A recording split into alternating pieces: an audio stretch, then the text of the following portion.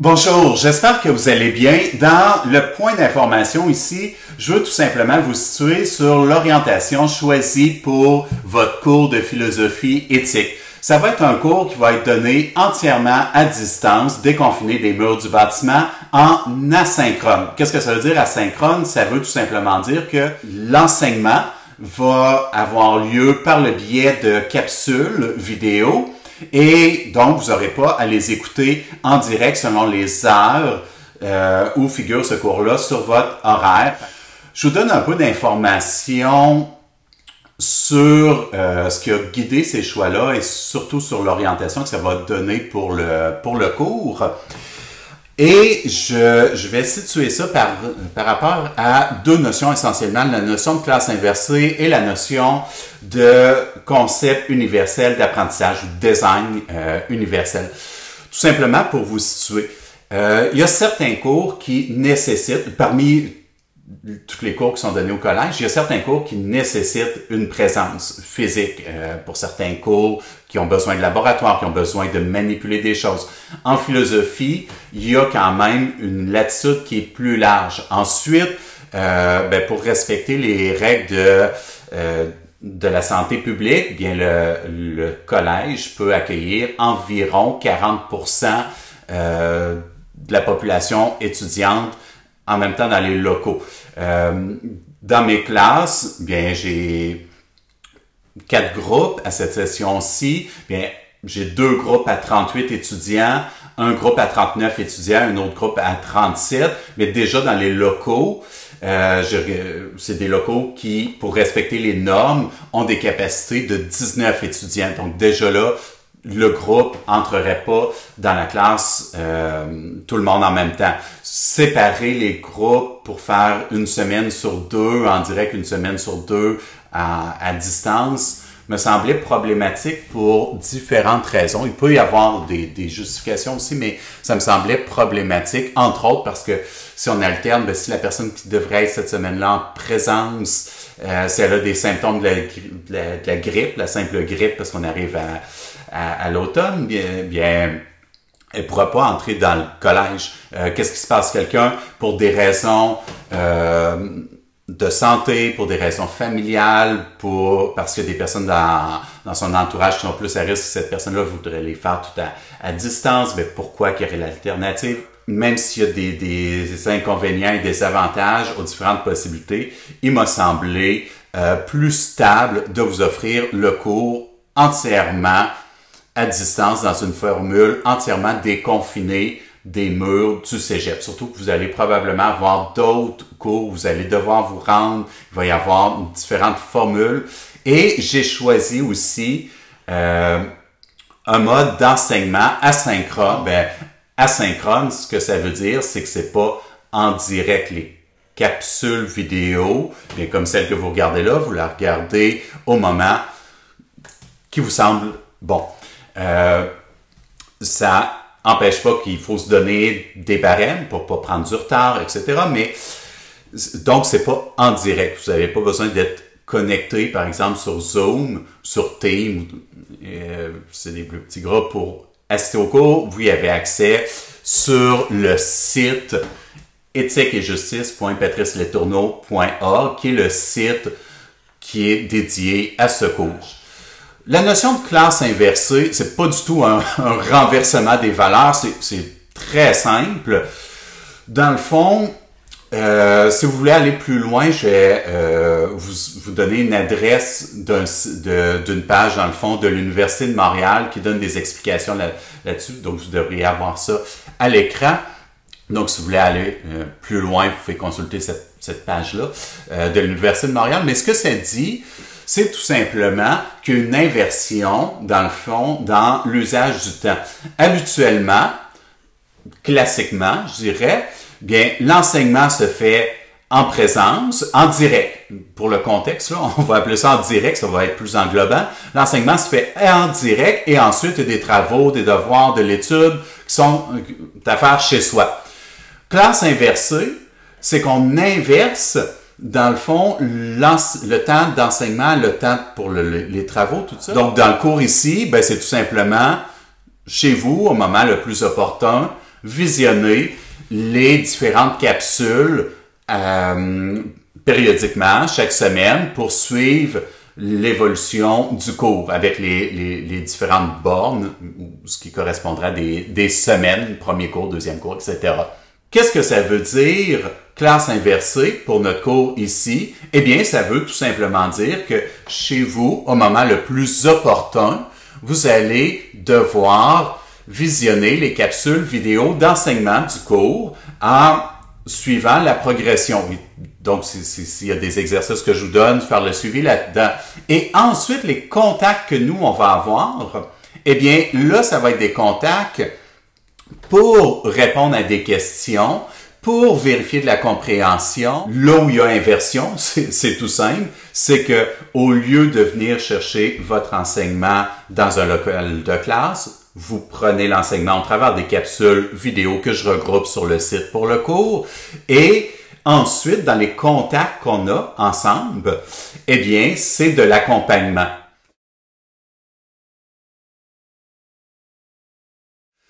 Qu'est-ce que ça nous dit, l'Universal Design for Learning ou conception universelle de l'apprentissage? Eh bien, c'est tout simplement une notion qui est apparue au départ en architecture et qui incite à concevoir un projet ou un cours.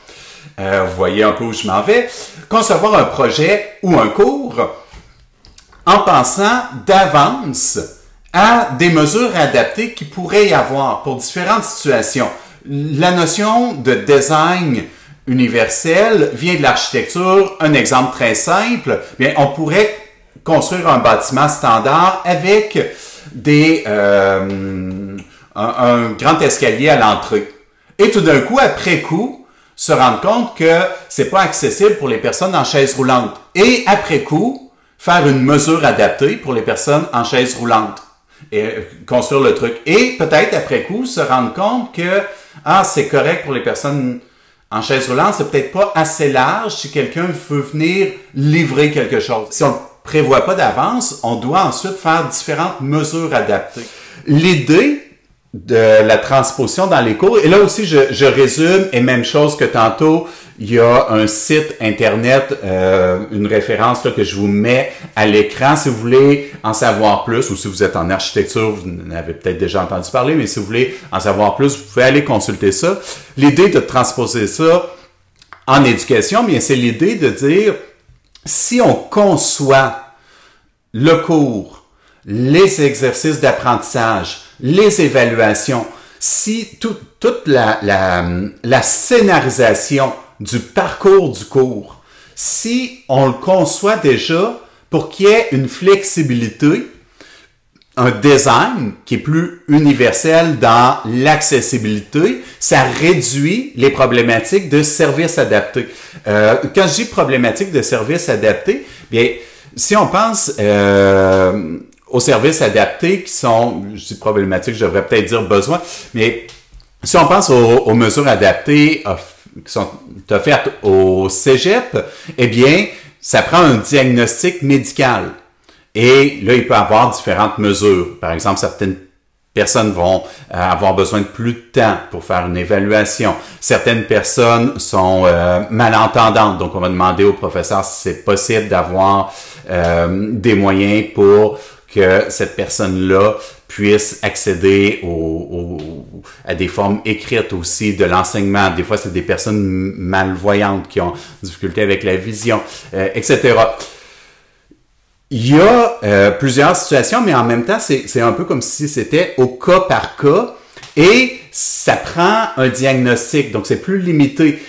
Par contre, vous avez probablement déjà dû remarquer ou peut-être vivre vous-même des situations comme ça, mais parfois vous pouvez vous retrouver dans une situation où vous n'avez pas de diagnostic, il n'y a pas de lieu d'avoir de diagnostic, mais vous auriez besoin aussi de certaines mesures adaptées.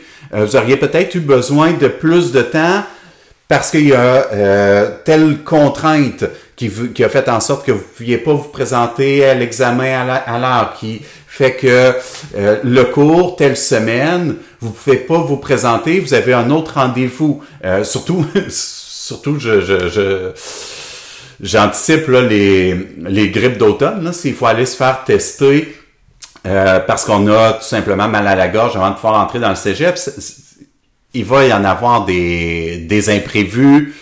En fait, la chose la plus prévisible, c'est qu'il va y avoir de l'imprévisible, des imprévus là-dedans.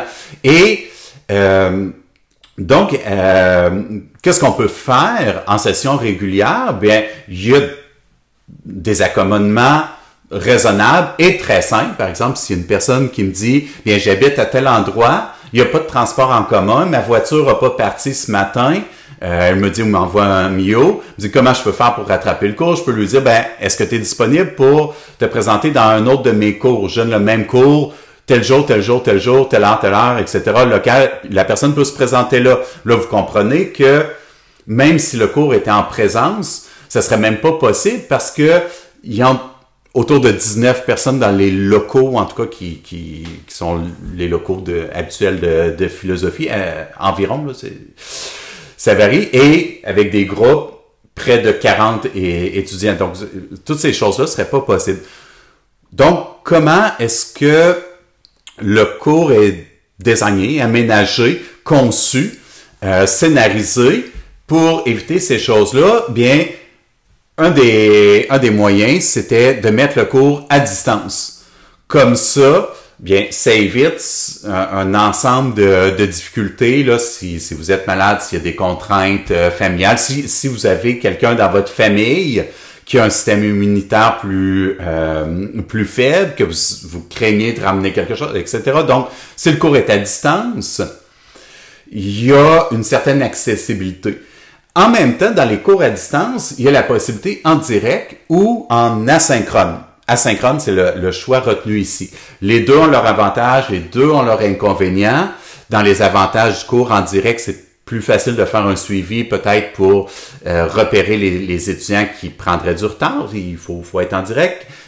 Mais par contre, dans le direct, il y a aussi des inconvénients. Si vous avez fait un peu de vidéoconférence avec Zoom ou peu importe le logiciel, là n'est pas la question, bien, vous savez que il peut y avoir des difficultés avec la connexion Internet qui peut faire en sorte que vous n'avez pas accès. Il y a aussi des décalages. C'est pas toujours facile pour l'échange parce que il y a des fois un décalage. Ça peut être juste quelques secondes, mais même une seconde en vidéoconférence, si vous l'avez expérimenté, c'est assez déstabilisant, surtout que le décalage est pas le même pour tout le monde.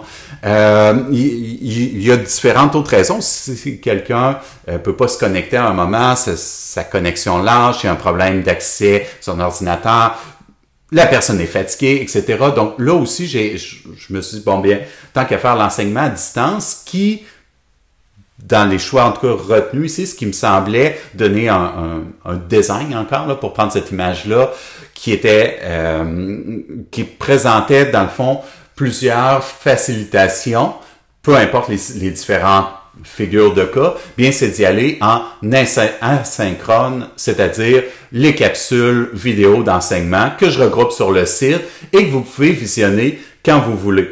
Donc, si vous avez des contraintes, c'est possible de les écouter à un autre moment. Et aussi, si vous avez d'autres cours qui nécessitent le direct, parce qu'il y a aussi des raisons là, qui pourraient le justifier, mais pour le cours aussi, moi, j'en voyais pas, mais je sais qu'il y a des raisons qui nécessitent le direct. Bien, on voit il y a de plus en plus d'études qui, de plus en plus, ça commence à sortir là, parce que la situation est très nouvelle, mais qui parlent de la charge mentale que représente, dans le fond, faire trop d'heures ou trop de temps en vidéoconférence. Donc, si une personne se retrouve avec l'équivalent de 6 heures, 7 heures de cours en vidéoconférence, c'est extrêmement demandant sur le plan de la concentration, sur le plan psychologique. Donc, je me disais, il y a des cours où c'est nécessaire pour les compétences. Ici, je voyais pour ce cours-ci, les possibilités de scénariser le déroulement du parcours de cours autrement, sans faire cet enseignement en direct-là. Donc, comme j'ai des étudiants de plusieurs programmes et que je peux pas savoir pour chacun d'entre vous combien de temps par jour vous allez passer sur Zoom ou en présence, etc. Ben, je me suis dit, ça vient alléger ou en tout cas, ça vient ouvrir cette possibilité-là. Aussi, les cours de philosophie demandent une certaine concentration. Si on veut vraiment en tirer profit, c'est mieux de pas juste le subir, mais de pouvoir s'en réjouir ou en tout cas en tirer quelque chose. Ça veut dire aussi pouvoir être bien disposé. Donc, la formule aussi en asynchrone fait en sorte que si ça vous tente pas d'écouter une capsule entre deux autres cours, ou si à 8 heures le matin ou à 6 heures moins quart le soir, c'est trop tôt ou trop tard, ben là, pas d'excuse, vous pouvez choisir le meilleur moment pour écouter les capsules vidéo d'enseignement. Et un conseil, choisissez les moments où vous êtes bien disposé. Autant que possible, vous allez voir, ça va bien rentrer, ça va bien se passer et en étant bien disposé, bien justement, vous maximisez les chances. Donc, quand je mets les deux choses ensemble, ça donne, dans le fond, un peu cette formule-là. Donc, classe inversée, c'est que l'enseignement, vous le prenez par les capsules vidéo. S'il y a besoin de sous-titrage, il y a les sous-titres automatiques. C'est pas génial, mais en tout cas, c'est quand même une possibilité. Si vous avez besoin de réécouter certaines notions 2 fois, 3 fois que vous vous souvenez plus, ben vous pouvez aussi parce que c'est là, je vais pas aller supprimer les capsules la semaine suivante. Ça va être là pour toute la session. En fait, je les enlèverai tout simplement pas. Si vers le 3/4 de la session, vous dites « Ah, il y a une référence à tel truc, telle théorie qu'on avait vu, tel philosophe, mais vous vous souvenez plus exactement. » Ben, si vous voulez retourner écouter, puis écouter juste le bout que vous avez besoin, vous pouvez le faire aussi. Donc, pour l'apprentissage, il m'a semblé que cette formule-là, pour le cours d'éthique tel que je l'ai scénarisé, il m'a semblé que c'était peut-être celle qui allait vous donner le plus de flexibilité et aussi le plus de stabilité, peu importe comment les choses évoluent pour la pandémie. Ça va peut-être aller vers le mieux, peut-être pas. Voilà, à chaque semaine, bien, dans le calendrier, chaque semaine correspond à une borne. Donc, première semaine, c'est borne 1. Bien, à la borne 1, vous devez écouter l'ensemble des capsules vidéo de la borne 1, qui est la première semaine. Même chose, deuxième semaine, bien, vous devez écouter l'ensemble des capsules vidéo de la borne 2, qui serait la deuxième semaine, etc. Vous comprenez le principe? J'en doute pas. Si vous voulez prendre de l'avance, vous pouvez. Je sais pas, sur Netflix, vous attendez peut-être pas une semaine entre chaque épisode. Là, si vous voulez voir tout de suite la suite, le prochain épisode, vous pouvez. Si une semaine vous êtes plus surchargé de travaux dans d'autres cours, d'autres évaluations, vous pouvez faire le choix de soit prendre une semaine d'avance pour votre cours de philo, puis être libre cette semaine-là, ou de la différer, puis reprendre la semaine suivante avec 2, il y a cette possibilité-là aussi. Évidemment, soyez prudents, reportez pas trop, parce que sinon, ça va devenir, ça sera plus un festin, ça va être une avalanche qui va vous tomber dessus. Là. Au début, j'ai évoqué la notion de classe inversée. Donc là, vous pouvez dire, ouais, mais c'est où l'inversion? Bien, c'est les moments de contact. Les moments de contact, je vais les prendre vraiment avec vous pour faire de l'accompagnement. Donc, l'enseignement va être dans les capsules et dans nos contacts, ça va être de l'accompagnement. Ces contacts-là vont tous avoir lieu à distance aussi. Il n'y aura aucune rencontre en présentiel. Tout va être à distance aussi. Le moyen privilégié pour communiquer, c'est d'utiliser la messagerie interne d'Omnivox, les MIO. Donc, quand on multiplie trop les canaux de communication, bien trop de communication tue la communication. On est submergé, ça nous envahit, c'est une charge mentale qui est pas nécessaire. C'est plus simple si on se dit, pour le cours, on a un canal qui est privilégié de communication, c'est la messagerie Omnivox, donc les MIO. Ensuite, évidemment, selon les besoins, bien, je peux vous répondre par écrit. On peut échanger comme ça, mais s'il y a besoin, Bien, si je vois qu'une notion serait mieux expliquée verbalement, je peux enregistrer un court message que je vous mets en pièce jointe, audio seulement, pas de vidéo léger, là, audio seulement. Même chose pour vous, si vous savez pas trop comment formuler votre question par écrit, vous pouvez aussi enregistrer votre question, vos interrogations, les mettre en pièce jointe. Il y a cette possibilité-là. Si c'est pertinent qu'on ait un échange de vive voix, en direct, ben là aussi, on peut s'établir un moment de rencontre. Je vais avoir des disponibilités aussi pour ça, pour qu'on puisse se parler de vive voix s'il y a des situations où ce contact-là, donc, serait à ce moment-là en synchrone, en direct, et pertinent. Donc ça va être l'accompagnement plus individualisé. Ensuite, va s'ajouter 4 rencontres pendant la session par Zoom. Donc là, ces rencontres-là, ça va être en direct, en synchrone selon votre horaire de cours. Pourquoi je mets ces rencontres-là? C'est tout simplement ici là pour une question peut-être là de rapidité de réponse ou en tout cas de gestion. À la session automne 2020, j'ai 4 groupes. Un groupe à 39, 2 à 38, 1 à 37. Si vous faites un calcul rapidement, ça donne 152 étudiants. En temps régulier, je pense qu'on va pouvoir communiquer très bien. Je vous indique un délai peut-être de 24 heures pour répondre là, entre 7 heures le matin et le 15 heures, mais je réponds évidemment le plus rapidement possible. Règle générale, je pense que je mets, disons, dans un délai de 24 heures, mais règle générale, ça peut être avant aussi. Sauf que ça dépend des moments de la session. C'est sûr que si on arrive avant une évaluation, là, je vous donne juste un cas de figure parmi d'autres. Imaginez si, avant une semaine d'évaluation, chaque personne inscrite à mon cours m'envoie un message dans la même journée avant les évaluations. Ça veut dire que j'ai 152 messages à répondre. Là, ma crainte, à ce moment-là, ça serait d'être submergé et de pas pouvoir répondre aux 152 personnes qui ont peut-être besoin de réponses pour un examen qui arrive très, très bientôt. Donc, c'est la raison pour laquelle je mets les rencontres Zoom avant les évaluations. Donc, vous avez ça dans le plan de cours. Vous avez ça aussi dans la cartographie du cours, la carte du cours. Je vous invite à aller voir ça aussi sur le site.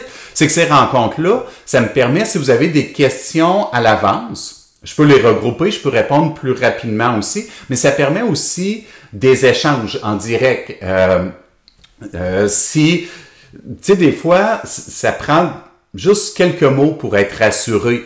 Bien, ça, je pense que ces réunions-là peuvent aider. Je vais appliquer le même principe là de flexibilité si vous vous retrouvez dans une situation où, dans votre groupe, cette rencontre-là qui précède une évaluation serait le mardi soir, supposons, puis que vous dites ça marche pas, j'ai telle contrainte, je peux vous proposer de vous connecter dans le groupe du lendemain, en regardant là toujours si avec les dates pour que ça marche. Donc, il va y avoir une flexibilité aussi. Si vous dites je suis en pleine confiance, j'en ai pas besoin, toutes les indications m'ont semblé claires, ben je rendrai pas ça obligatoire. Ça va être une mesure supplémentaire pour le suivi, autant que possible, je l'espère, pour rassurer, pour pouvoir prendre à la volée des questions, des interrogations,